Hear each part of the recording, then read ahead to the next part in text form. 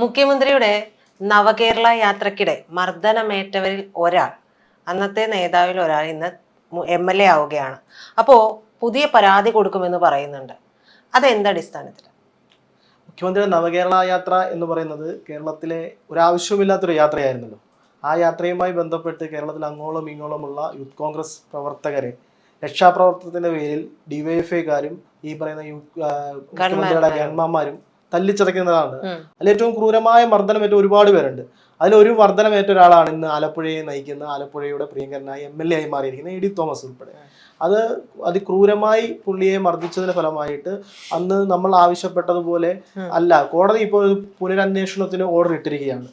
പുനരന്വേഷിക്കണം എന്നുള്ള ഓർഡർ കോടതി ഇട്ടിരിക്കുകയാണ്.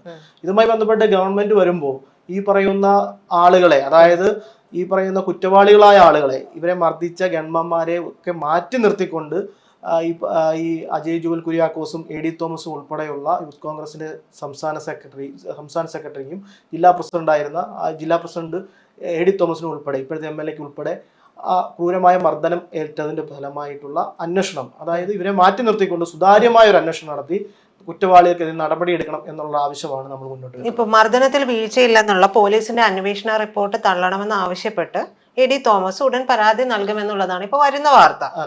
അപ്പൊ അങ്ങനെയെങ്കിൽ ഇപ്പോ പിണറായി സർക്കാരിന്റെ സമയത്താണ് ഈ സംഭവം നടക്കുന്നത്. വളരെ ക്രൂരമായിട്ടുള്ള ഒരു സംഭവമായിരുന്നു അത്.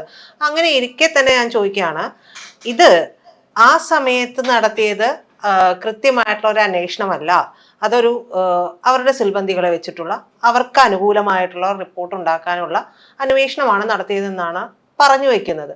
അങ്ങനെയെങ്കിൽ ഈ ഒരു സർക്കാർ വരുമ്പോൾ തന്നെ, പുതിയ സർക്കാർ ഭരണം ഏൽക്കുമ്പോൾ തന്നെ ഈ ഒരു അന്വേഷണം ശരിയല്ല, അത് ശരിയായ ആളുകളെ കണ്ടെത്തണമെന്ന് പറഞ്ഞു കൊടുക്കുന്ന ഈ പരാതിയിലും ഒരു സ്വജനപക്ഷപാതം തുടങ്ങുകയല്ലേ? ഒരിക്കലല്ല, കോടതി തന്നെ ഇപ്പൊ പറഞ്ഞിട്ടുണ്ടല്ലോ ഒരു തുടരന്വേഷണം, അതായത് പുനരന്വേഷണത്തിന് കോടതിയുടെ ഓർഡർ ഇപ്പൊ നിലനിൽക്കുകയാണ്. കോടതി തന്നെ പറഞ്ഞിരിക്കുകയാണ്.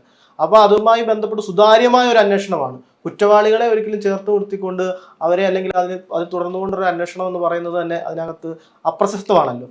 അപ്പോൾ അങ്ങനെ ഒരു അന്വേഷണം വരണം എന്നുള്ളത്. അതെ, അതാണ് ഞാൻ ചോദിച്ചത്. സുതാര്യമായ അന്വേഷണം എന്ന് പറയുമ്പോൾ പിണറായി സർക്കാർ ഭരിക്കുമ്പോൾ അവരുടെ സുതാര്യത എന്ന് പറയുന്നത് ഇതാണ്. അത് ഒരിക്കലും മറുഭാഗത്ത് നിൽക്കുന്നവർക്ക് അംഗീകരിക്കാൻ കഴിയില്ല.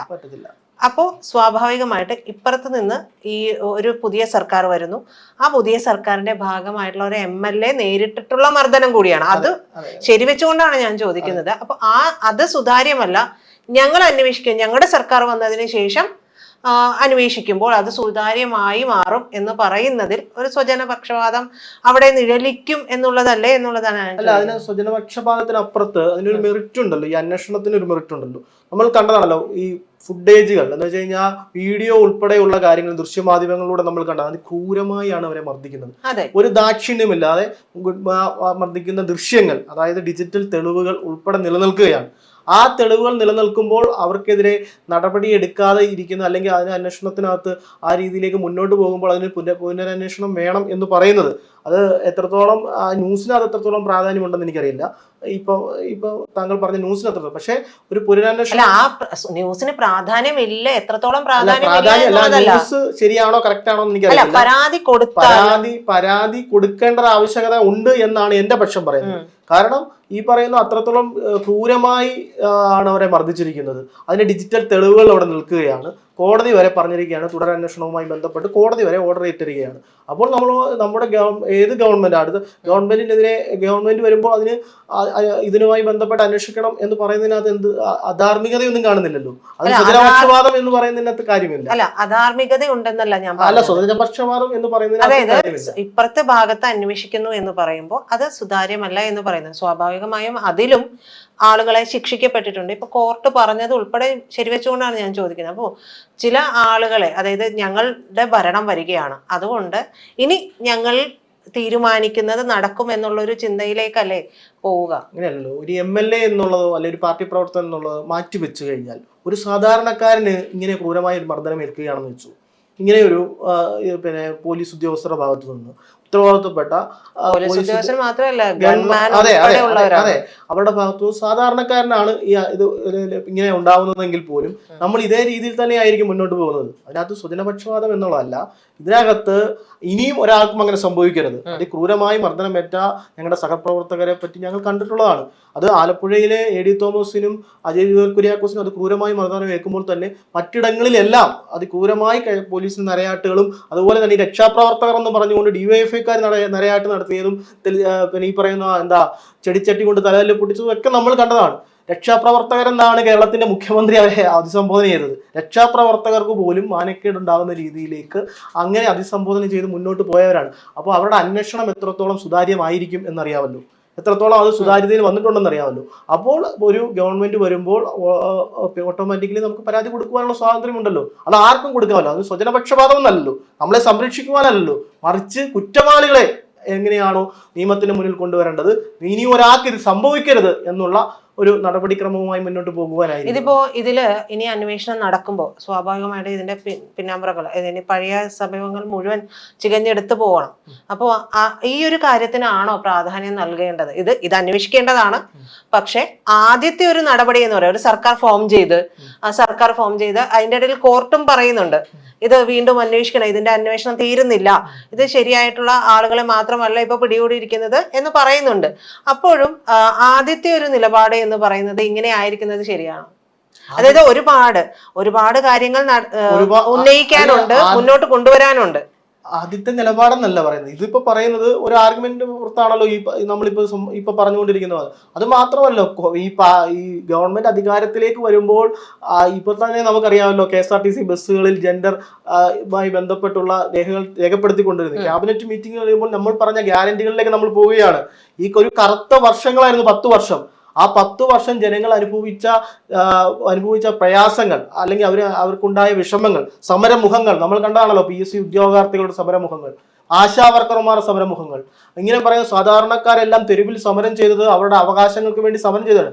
അവരുടെ എല്ലാ ആവശ്യങ്ങൾക്ക് അനുകൂലമായി നിൽക്കുന്ന ഒരു ഗവൺമെന്റ് ആയിരിക്കും ഇനിയും വരുന്ന ഗവൺമെന്റ് ഫോം ചെയ്ത് വരുമ്പോൾ. അതുപോലെ തന്നെ ഇതുപോലെയുള്ള ആളുകൾ അതിക്രൂരമായി ജനങ്ങളെ ആക്രമിച്ച, അതുപോലെ തന്നെ ആളുകൾക്കെതിരെയുള്ള നടപടിക്രമങ്ങളും മാറ്റം ഉണ്ടാകുമെന്ന് ജനങ്ങൾക്ക് പൂർണ്ണമായിട്ട് ഒരു ഉറപ്പ് നൽകാനായിട്ട് ഒരു കോൺഗ്രസിന്റെ വക്താവ് എന്നുള്ള നിലയ്ക്ക് ഉറപ്പ് നൽകുക. കാരണം ഇപ്പൊ പറഞ്ഞതുപോലെ കറുത്ത 10 വർഷങ്ങൾ എന്ന് പറയുന്നു, അത് എല്ലാവർക്കും കറുത്ത 10 വർഷങ്ങളാണോ എന്നുള്ളത് എനിക്കറിയില്ല. പക്ഷേ പറഞ്ഞതുപോലെ നീതികേടുകൾ ഉണ്ടായിട്ടുണ്ട്, അത് ഉറപ്പുള്ള കാര്യമാണ്. അപ്പോൾ അങ്ങനെ ഒരു കാര്യമില്ലാതെ സ്വാഭാവികമായിട്ട് ഒരു സാധാരണക്കാരന് അർഹിക്കുന്ന ഇത്തരത്തിലുള്ള ഒരു നീതി ന്യായം ഒക്കെ നടപ്പാക്കാനായിട്ട് കഴിയും എന്നുള്ളത് ഉറപ്പ് കൊടുക്കാൻ പറ്റും ഈ ഒരു സർക്കാരിന്. 100% ഉറപ്പ് നൽകാനാവും.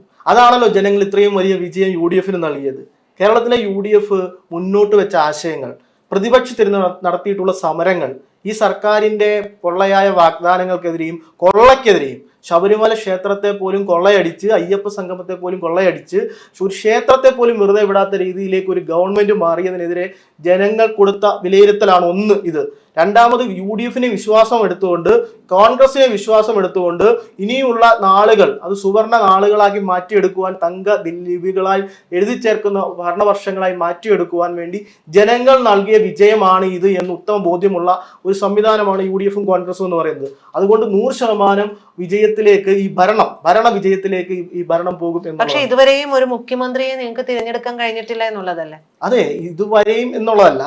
ഈ ഗവൺമെന്റ് ഇത് നോർമൽ പ്രൊസീജിയറാണ്.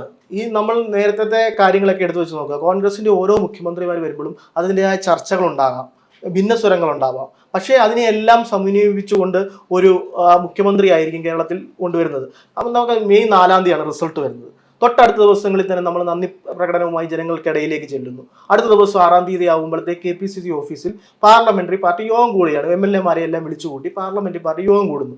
ആ യോഗത്തിൽ വെച്ച് തന്നെ ഈ പറയുന്ന ഹൈക്കമാൻഡിന്, കോൺഗ്രസിന്റെ മുഖ്യമന്ത്രിയെ, പാർലമെന്ററി പാർട്ടി ലീഡറായിട്ട് കോൺഗ്രസിന്റെ മുഖ്യമന്ത്രിയെ തിരഞ്ഞെടുക്കുന്നത് ഹൈക്കമാൻഡാണ്. ഹൈക്കമാൻഡ് ഈ പറയുന്ന AICC പ്രസിഡന്റാണ്. AICC പ്രസിഡന്റ് അതിനുള്ള ഇത് കൊടുത്തുകൊണ്ടുള്ള പ്രമേയം അവിടെ അവതരിപ്പിക്കുകയാണ്. ആരാണ് അവതരിപ്പിക്കുന്നത്? KPCC പ്രസിഡന്റ് അവതരിപ്പിക്കുകയാണ്. പ്രതിപക്ഷ നേതാവ് പിന്താങ്ങുന്നു, MLA-മാരെല്ലാം അനുകൂലിക്കുന്നു. അവിടെ ഒരു പ്രൊസീജിയർ കഴിയുകയാണ്. ആ പ്രൊസീജിയർ കഴിഞ്ഞപ്പോൾ തന്നെ AICCയുടെ ഭാഗത്തു നിന്നുമുള്ള നേതാക്കന്മാർ ഈ പറയുന്ന MLA-മാരുടെ, കേരളത്തിലെ MLA-മാരുടെ എല്ലാ അഭിപ്രായങ്ങൾ തേടുന്നു. അതും അവിടെ വെച്ച് കഴിയുന്നു. ഈ പറയുന്ന AICC യുടെ നേതാക്കന്മാർ ഡൽഹിയിലേക്ക് പോകുന്നു. AICC പ്രസിഡന്റുമായി ചർച്ച നടത്തുന്നു.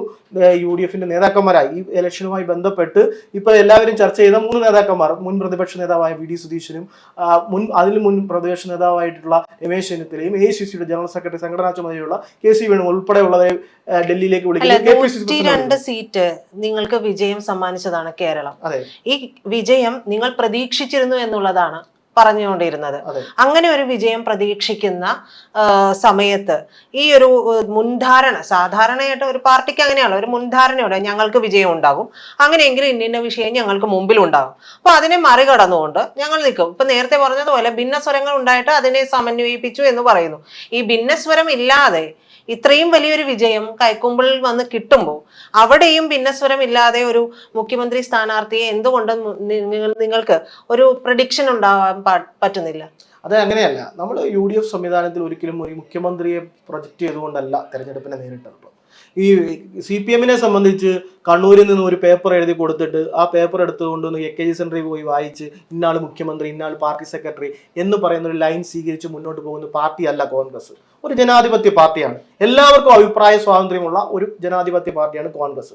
അപ്പോൾ ആ പാർട്ടിക്കകത്ത് മുഖ്യമന്ത്രി ഇന്ന ആളാവണം എന്നുള്ള ഒരു മുൻധാരണയുടെ പുറത്തല്ല നമ്മൾ ഇലക്ഷൻ നേരിടുന്നത്. ആ ഇലക്ഷൻ കഴിഞ്ഞിട്ട് അതുമായി ബന്ധപ്പെട്ട് മുന്നോട്ട് പോകുമെന്നാണ്. ഉദാഹരണം ഞാൻ പറയാം. നമ്മുടെ തെരഞ്ഞെടുപ്പുമായി ബന്ധപ്പെട്ട് സ്ഥാനാർത്ഥി നിർണയം വൈകുന്നതുമായി ബന്ധപ്പെട്ട് വലിയ ചർച്ചകൾ നടന്നതാണ് കേരളത്തിൽ, അല്ലേ? ഈ ഏറ്റവും ഒടുവിലാണ് കോൺഗ്രസിന് സ്ഥാനാർത്ഥി പട്ടിക വരുന്നത്. ആ സ്ഥാനാർത്ഥി നിർണയവുമായി ബന്ധപ്പെട്ട് വലിയ ബഹളമുണ്ടാകും, കോലാഹലമുണ്ടാകും എന്നൊക്കെ നമ്മൾ വലിയ രീതിയിൽ ഇവിടെ എല്ലാ മാധ്യമങ്ങളും ഈ പറയുന്ന CPM സൈബർ ലോകങ്ങളെല്ലാം ഭയങ്കരമായി ചർച്ച നടത്തിയാണ്. പക്ഷെ ഒന്നും സംഭവിച്ചില്ലല്ലോ. 140 മണ്ഡലങ്ങളിൽ ഈ പറയുന്ന കോൺഗ്രസ് മത്സരിക്കുന്ന മണ്ഡലങ്ങളിലെല്ലാം സ്ഥാനാർത്ഥികൾ ഉണ്ടാകുന്നു. ആ സ്ഥാനാർത്ഥികളെല്ലാം ഭയങ്കരമായ ഈ തെരഞ്ഞെടുപ്പുമായി ബന്ധപ്പെട്ട് മത്സര രംഗത്ത് നിൽക്കുന്നു. അവിടെ എല്ലാം നല്ല രീതിയിലുള്ള മത്സരം കാഴ്ചവെക്കുന്നു. അതിൽ നിന്നും ഈ പറയുന്ന സ്ഥാനാർത്ഥികളെല്ലാം ജയിച്ചും വരുന്നു. ധർമ്മടത്ത് പോലും ഒരു പരിധി, ധർമ്മടത്ത് പോലും വെന്തു പേർക്കുന്ന ഒരു പിണറായി വിജയനെ കണ്ട അത്രയ്ക്ക് നല്ല സ്ഥാനാർത്ഥിയാണ് ധർമ്മടത്ത് മത്സരിക്കുന്നത് യൂത്ത് കോൺഗ്രസിന്റെ നേതാവ്. അത്രയും നല്ല രീതിയിലുള്ള ഒരു പ്ലാനിങ് പദ്ധതിയുമായിട്ടാണ് പോയത്. അതുമായി ബന്ധപ്പെട്ട് ജയിച്ചു വരുമ്പോൾ ഈ പറയുന്ന 4-ാം തീയതി തെരഞ്ഞെടുപ്പ് നടത്തി ഇനിയും മുഖ്യമന്ത്രിയെ വരുമ്പോഴും ഇതേ രീതിയിൽ തന്നെ ജനങ്ങൾ ആഗ്രഹിക്കുന്ന, ഈ പറയുന്ന MLA-മാർ ആഗ്രഹിക്കുന്ന, ജനങ്ങൾ ആഗ്രഹിക്കുന്ന, പൊതുസമൂഹം മുഴുവനും ആഗ്രഹിക്കുന്ന ഒരു മുഖ്യമന്ത്രിയായിരിക്കും കേരളത്തിൽ വരുന്നത്. അതിനകത്ത് യാതൊരു സംശയവുമില്ല. അല്ല, അത് പറയുമ്പോഴും നിങ്ങൾക്ക് ഇത്രയും സമയം എടുക്കുകയാണ്. ദീപാദാസ് മുൻഷി പറഞ്ഞത് 23-ാം തീയതി വരെ സമയമുണ്ടല്ലോ എന്നുള്ളതാണ്. അപ്പൊ അങ്ങനെ ഒരു കാഴ്ചപ്പാടിലേക്കാണോ കോൺഗ്രസ് ഇപ്പൊ പോകുന്നത്? ഇന്നിപ്പോ എല്ലാവരെയും വിളിപ്പിച്ചിട്ടുണ്ട്. അപ്പോൾ ഇന്ന് വിളിപ്പിച്ചിരിക്കുന്നത് അതായത് ഒരു തർക്കം എന്നല്ലെങ്കിൽ നിങ്ങൾ ഈ പറയുന്ന ഭിന്നസ്വരം സമന്വയിപ്പിക്കാനായിട്ട് ഇത്രയും സമയമെടുക്കുന്നു എന്നുള്ളതാണ്. കേരളക്കര പ്രതീക്ഷിക്കുന്നത് ഞങ്ങൾക്ക് മുമ്പിൽ നിന്ന് നയിച്ച ഒരാൾ, അത് ആരും ആയിക്കോട്ടെ, ഇനി അതല്ല മറ്റൊരാളാണെങ്കിലും ഇന്ന ആളാണ് എന്ന് പറയാനായിട്ട് കോൺഗ്രസിന് ആകെ പറയാനായിട്ട് ഇപ്പോൾ രമേശ് ചെന്നിത്തലയുടെ പേര് പറയുന്നു, VD സതീശന്റെ പേര് പറയുന്നു, KC വേണുഗോപാലിന്റെ പേര് പറയുന്നു. ഈ 3 പേരുകളാണ് പ്രധാനമായിട്ടും പറഞ്ഞുകൊണ്ടിരിക്കുന്നത്. അപ്പോൾ ഇവരിൽ 3 പേരിൽ ഒരാളെ തീരുമാനിക്കാനായിട്ട് ഇത്രയും കാലതാമസം ആവശ്യമുണ്ടോ? ഈ 3 പേരും ഒന്നിനൊന്ന് മെച്ചമായിട്ടുള്ള ആളുകളാണ്.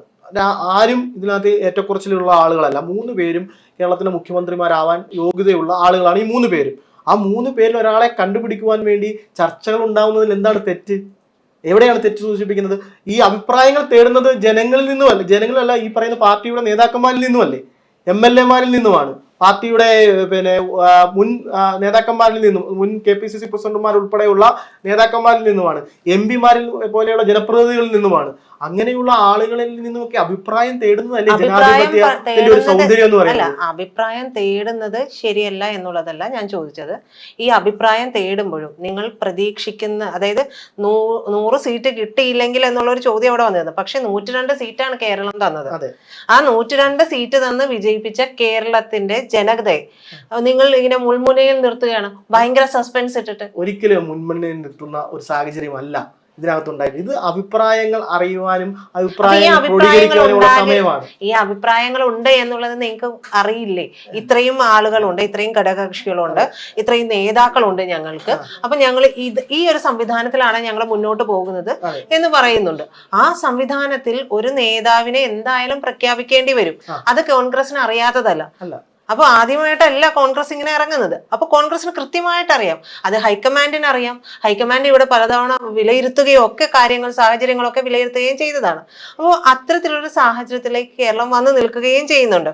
നമ്മൾ പറഞ്ഞു വന്ന ടോപ്പിക് വേറെയാണ് എങ്കിലും, അപ്പോ ഈ ഒരു തീരുമാനത്തിന് ഇന്നെങ്കിലും ഒരു ഒരു ഒരു ഒരു ഉറപ്പായിട്ടും ഇതിനകത്ത് നോർമൽ പ്രൊസീജിയർ ആണ്. അത് കേരളത്തിലെ മാധ്യമങ്ങളും ഈ പറയുന്ന ഇടതുപക്ഷ സൈബർ ലോകങ്ങളും അല്ലെ കോൺഗ്രസിന്റെ ഈ വിജയം പിറകിലേക്ക് കാണിക്കുവാൻ വേണ്ടി സാധാരണ പ്രവർത്തകരെയും ജനങ്ങളെ അങ്കലാപ്പിലാക്കുവാൻ വേണ്ടി എടുക്കുന്ന ഒരു വിവാദമായിട്ടാണ് എനിക്ക് നോക്കിക്കാണാൻ കാണുന്നുള്ളൂ. കാരണം കോൺഗ്രസിന് എക്കാലവും ഒരുപാട് ചർച്ചകൾ നടത്തിയാണ് മുഖ്യമന്ത്രി സ്ഥാനത്തേക്ക് ഒരാളെ കൊണ്ടുവരുവാൻ കോൺഗ്രസ് ചെയ്തുകൊണ്ടിരിക്കുന്നത്. ആ ചർച്ചകളാണ് നടക്കുന്നത്. ആ ചർച്ചകൾ എന്ന് പറയുന്നത് ഒരു അഭിപ്രായങ്ങൾ തേടുന്നതിന് ഇപ്പൊ എല്ലാവരെയും കൂടെ വിളിച്ചിരുത്തി ഇപ്പോൾ ഒരു ദിവസം അഭിപ്രായം തേടാൻ പറ്റത്തില്ലോ. നമുക്കൊരു ഇന്റർവ്യൂ ഇപ്പോൾ എല്ലാവരെയും കൂടെ വിളിച്ച് ഒരു ദിവസം കൊണ്ട് എടുക്കാൻ പറ്റത്തില്ലല്ലോ. പലരെയും പല സമയങ്ങളിലല്ലേ വിളിച്ച് കാണാൻ പറ്റുന്നുള്ളൂ. അങ്ങനെയുള്ള ഒരു സമയത്തിന്റെ ഒരു ചെറിയ ചെറിയ വ്യത്യാസങ്ങൾ ഉണ്ടാവുന്നു എന്നുള്ളതിനപ്പുറമായിട്ട് ഇത് വലിയൊരു വിവാദമില്ല. ഇതെന്ന് പറയുന്നത് കോൺഗ്രസിനെ ഏൽപ്പിച്ച ഉത്തരവാദിത്വം, UDF ഏൽപ്പിച്ച ഉത്തരവാദിത്വം, അത് ജനങ്ങൾ നൽകിയ ഉത്തരവാദിത്വമാണ്. ആ ഉത്തരവാദിത്വത്തിൽ പൂർണ്ണമായും കോൺഗ്രസ് ഉറച്ചു നിന്നുകൊണ്ടുള്ള ഒരു മുഖ്യമന്ത്രി കേരളത്തിൽ ഉണ്ടാവും. ആ മുഖ്യമന്ത്രി ഇന്ന് വൈകുന്നേരങ്ങളിൽ തന്നെ അത് ഉണ്ടാകും എന്നുള്ള വിശ്വാസത്തിൽ തന്നെയാണ് നമ്മൾ എല്ലാവരും നിൽക്കുന്നത്.